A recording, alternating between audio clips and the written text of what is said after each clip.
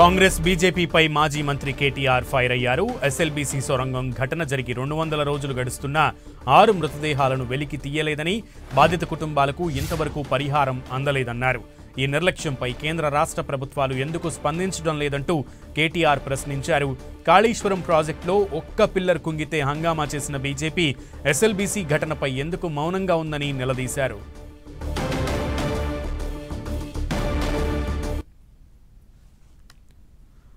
SLBC ఘటనకు సంబంధించి KTR tweet చేశారు.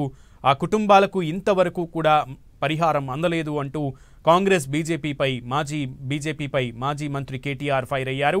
ఎస్ఎల్బీసీ సొరంగం ఘటన జరిగి 200 రోజులు గడుస్తున్నా కూడా 6 మృతదేహాలను వెలికి తీయలేదని, బాధిత కుటుంబాలకు ఇంతవరకు పరిహారం అందలేదన్నారు. ఈ నిర్లక్ష్యంపై కేంద్ర రాష్ట్ర ప్రభుత్వాలు ఎందుకు స్పందించడం లేదంటూ కేటీఆర్ ప్రశ్నించారు.